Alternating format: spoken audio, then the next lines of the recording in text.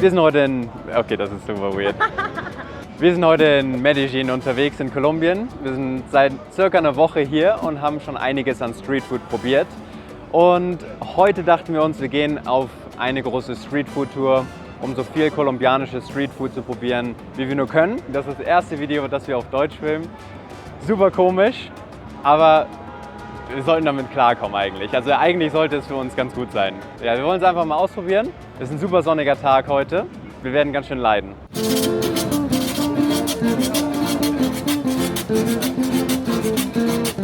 Also wir probieren jetzt Arepas de Chocolo. Arepas sind einfach so Maisfladen in verschiedener Dicke, es gibt 1000 Varianten, gefüllt, nicht gefüllt. Und eine davon ist Arepas de Chocolo. Ich glaube, manchmal wird es auch Chocolo einfach nur genannt. Ist eine süßere Art von Mais. Und oben drauf recht viel Käse. Und dieser salzige Käse oben drauf gibt dem schon ganz guten Kontrast. Es sieht halt echt nach sehr viel Käse aus, aber es ist wirklich so ein leichter, eher fluffiger Käse. Geschmacklich zwischen Frischkäse und Mozzarella, würde ich sagen. Also wenn man hier keinen Mais mag, dann kann man eigentlich auch direkt wieder nach Hause fliegen. Weil, Oder kein Käse. ja, ich finde die Kombo super hier. Wir sind nämlich auch so an Cornbread, also amerikanisches Cornbread, so aus dem Süden von Amerika, von Nordamerika, nicht von Südamerika. Ja, wurde es angekommen? So, und ich drehe mich jetzt einfach 180 Grad auf der Bank und schon sind wir beim Empanada-Stand.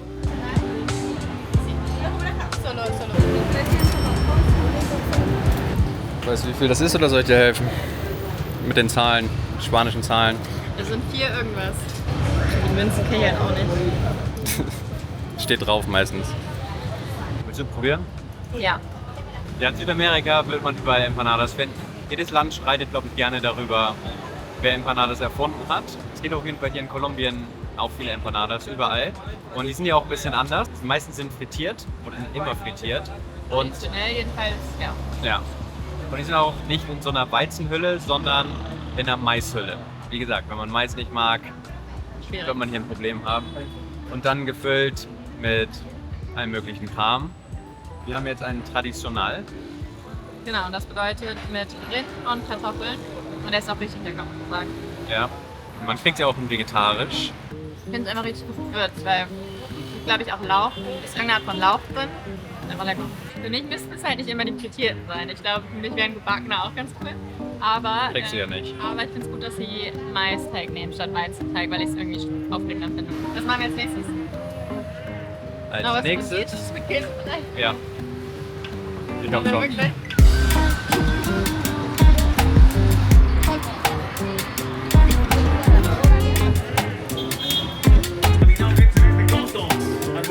Also welche frittierte Spezialität ist es geworden? Dieser frittierte Ball. Also hier haben wir ein Buñuelo. Wir haben gelernt, dass es eigentlich eine jüdische Spezialität ist. So habe ich es verstanden. Die Kann dann sein. irgendwie übernommen wurde. Und was es bedeutet ist, dass das ist eine Mischung, auch wieder aus Maismehl mit Käse vermischt. Und dann kannst du dann entweder noch mehr Käse drin haben. Das ist quasi wie so ein Berliner. Aber hier haben wir diesmal nicht noch extra Käse, sondern Dulce de Leche und das heißt hier Arequipe. Einen größeren Bissen konntest du jetzt auch nicht nehmen. Das war ein Fehler. Oh mein Gott. Okay, wir haben die Situation wieder unter Kontrolle. Da sind wir wieder. Ja, es ist echt viel Karamell drin. Ja, Wow, das welche- ist so richtig so ein Ja, richtiger See.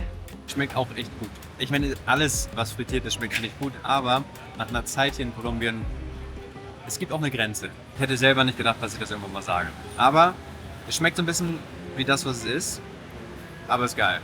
Aber schmeckt man den Käse raus, ist die Frage. Man schmeckt den Käse echt nicht doll, aber es ist Käse drin. So, jetzt will ich sehen, wie du das isst, ohne zu keinen. leckern. Ja, Vielleicht einfach nicht ins halbe Bällchen reinschieben. du wirst schon sehen, du wirst schon sehen. Ja, okay, das ist ein Mini-Bissen. Ich finde, so außen am Rand schmeckt man so ein bisschen, dass der Käse drin ist, weil es so ein bisschen so einen kleinen Parmesan-Geschmack hat. Also, Parmesan ist jetzt ein bisschen übertrieben. Viel Spaß dabei, den Rest zu essen. Oh, was ist denn da passiert? Trinkst du das gerade leer? Das passiert hier. Okay, eine letzte frittierte Sache, weil die hatten wir schon mal und das war richtig geil.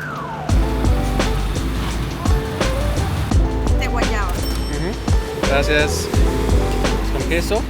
Gracias.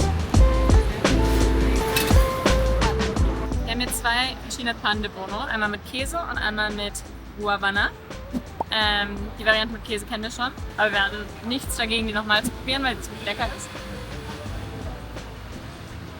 Ein bisschen wie so ein Pizzabrötchen, ne? Es ist einfach so ein crunchy Brötchen mit Mozzarella drin. Es ist kein Mozzarella, es ist wahrscheinlich Quesito. Wir haben gelernt, dass hier in Medellin meistens eine Art von Käse verwendet wird und das ist Quesito. Ja, dieser relativ milde, etwas salzige. Ich glaube, in Bogotá hat er noch einen etwas stärkeren Geschmack. Und an der Küste ist es dann Queso Costeño, das ist nochmal ein anderer. Das kann man falsch machen mit Käse gefülltem Brot. Hier haben wir die Variante mit Guavana, was hier eine ziemlich beliebte Frucht ist. Im Englischen heißt es Soursop, aber ich weiß gar nicht, wie die überhaupt auf Deutsch heißt, ehrlich gesagt. Keine Ahnung. Also bis hierhin schmeckt es immer noch auch noch Käse. Da ist ja nur so ein Stück Frucht, so Marmelade drin. Ja, das ist Käse und... Ja, na klar ist Käse und Frucht, natürlich. Was denkst Wo du sind wir denn? denn hier? Ja, was denkst du denn? Schon sehr lecker. Also, man schmeckt, dass recht viel Frucht in der Marmelade ist, was ich gut finde. Ich wollte dir eigentlich gerade offenbaren, dass ich gegoogelt habe, was Soursop auf Deutsch heißt. Okay. Und umgangssprachlich, kann ich sagen, Ja. Sauersack. Sauersack. Einfach Sauersack. Achso. Ja, ist doch klar. Natürlich. Nicht umgangssprachlich, Stachelanonen. Gracias. Jetzt sind wir in der Juiceria. Ich wollte gerade wieder anfangen, auf Englisch zu reden. Ja, La Rosa. Das ist, glaube ich, eine Kette. Juice ist hier sehr wichtig in diesem Land. Ja, also man konsumiert ja schon sehr viel Zucker, muss man sagen. Ja. Ähm, Aber ist lecker. Ist echt lecker. ja, aber es ist sehr lecker, sehr frisch und allgemeines Obst hier. Genau. Ich fühle mich gerade wie gefangen in so einer Standardkonversation. Sag mal, schmeckt das Obst hier eigentlich ein bisschen anders auch als in Deutschland? Nee, also ich habe auch gelesen, dass die schlechten Früchte alle nach Deutschland kommen. Aber im Ursprungsland, weißt du, da wo die auch wirklich herkommen, da schmecken die einfach alle nochmal ganz anders. Ja, also wir Schmeckt waren ja einfach auch ganz, in Costa ganz Rica anders. und also wie da die Ananas Das geschmeckt hast du hat. noch nicht gesehen. So ein Apfel kann man bei uns essen, aber Ananas weiß ich jetzt nicht. Naja, in dem Sinne. Also wir haben hier ein paar Juices bestellt und wir haben auch versucht, welche zu bestellen, die jetzt nicht komplett typisch sind. Also Ja, vor allem, wir haben es selber noch nicht probiert. wir haben selber noch nicht probiert. Was ist denn dein Juice? Mein Juice ist Lulo. Und im Deutschen heißt das Quid-Orange. Es hört sich an wie eine Mischung aus Quitte und Orange, aber ich weiß noch nicht, ob es auch so schmeckt. Und ich habe ein Coruba in Milch, also Milchshake im Prinzip. In Milch, ja. Ist sehr übersetzt aus dem Spanischen. En leche, also in Milch. Und weil wir sprechen halt sehr gut Spanisch, muss man dazu Wir wissen. müssen erstmal umschalten wieder auf Deutsch. Ich denke die ganze Zeit nur im Spanischen. Was ist das ja eigentlich, was hier vor mir steht? Achso, das ist noch ein Fruchtsalat. Den nehmen wir mal beiseite. Okay. Jetzt haben wir einfach noch so hungrig, mitten auf unserer Foto, dass wir erstmal so noch einen Fruchtsalat bestellen muss. Nein, aber die sind auch lecker hier. Ja, ist schon lecker. Also, Lulo. Lulo. Here we go. Here we go. Schmeckt eher wie eine Mischung aus Orange und Passionsfrucht, würde ich sagen. Also so Maracuja. Bloß ohne die Kerne. Okay. Interessant. Aber ist gut? Ich glaube, Lulo ist so, sieht wirklich von außen genau aus wie eine Orange, hat aber eine härtere Schale. Wenn man die aufbricht, dann sind es auch so Kerne. Es hat mehr Säure auf jeden Fall, deswegen empfehlen sie es, glaube ich, auch mit Milch. In Milch. Es erinnert mich an etwas, ich weiß nicht genau was. Also im Englischen heißt es, wie ist das nochmal? Banana. Banana Passion Fruit. Also ein bisschen schmeckt es wie eine Mischung aus Maracuja und Honigmelone. Also, Aha. aber auch, trotzdem hat es aber Säure. Sehr interessant. Mit Milch auch echt gut. Wir versuchen die Säfte immer mit nur ein bisschen Zucker zu bestellen. Manchmal vergessen wir es auch und das ist hart. Das ist echt hart. Der Körper muss mit klarkommen, würde ich sagen. Schauen wir dann mal. Gibt es einen bedeutenden Unterschied zum deutschen Obstsalat? Hier ist nochmal sehr viel Zucker drin. Deswegen schmeckt es auch so gut. So, jetzt ist es auch mal Zeit für eine richtige Mahlzeit. Deswegen haben wir uns entschlossen, wir essen jetzt einmal hier so ein sehr klassisches Gericht. Und das ist nämlich ein Haufen Fleisch mit einem Haufen Zeug. Ja, und es heißt Bandeja Paisa. So, hier ist es. Bandeja Paisa. Wir haben Bohnen, wir haben Schweinespeck, wir haben Reis, wir haben Salat, wir haben Avocado, wir haben Tajada de Maduro, keine Ahnung was das ist, Arepa, noch mehr Fleisch, Chorizo, also noch mehr Fleisch, Wurst halt und ein Ei. Klingt genau nach dem, was wir jetzt brauchen. Wir nehmen 2, oder? Ja, ja. Geil. Ja, Irgendwie finde ich es immer unangenehm, nur eine Sache zu bestellen, zu zweit. ja passt schon. Nehmen Passt wir schon. was zu trinken. Das ist es. Das ist die Portion für eine Person. Es ist halt viel Fleisch, ne? Mit Reis. Auch eine Suppe, das wussten wir nicht genau. Suppe ist genau das Richtige. Wow. Das ist schlimm. Sehr knusprig. Also letztendlich ist es Bauchspeck, oder? Genau, das Bauchspeck. Das ganze Gebiet hier in Kolumbien, wo auch Medellin ist, heißt. Antioquia. Und das ist eine Spezialität aus Antioquia. Und die Leute aus Antioquia werden auch Paisas genannt. Und dieses Gericht heißt auch Paisa. Es ist alles nicht sehr stark gewürzt oder so, sondern es ist halt so ein bisschen das, was es ist. Aber es ist schon alles sehr, sehr schmackhaft. Also das Fleisch ist einfach gut gebraten. Also zum Würzen gibt es dann zusätzlich hier noch Ai und Ketchup und Limette und Salz. Also ein bisschen was kann man da noch machen. Dadurch, dass die Kochbanane noch so eine Süße hat, ist schon ein sehr interessanter Mix. Also die Suppe finde ich eigentlich ziemlich lecker. Da sind diese großen roten Bohnen drin. Und ja, das finde ich gut. Naja, was das im Rest angeht, der so als Einlage in dieser Suppe drin ist, weiß ich noch nicht so genau. Okay. Die Avocado war lecker. Avocado war auch sehr lecker. Wir haben es auch tatsächlich geschafft, das ganze Ding aufzuessen. Bin ziemlich stolz auf uns. Dass wir zu zweit eine Portion geschafft haben.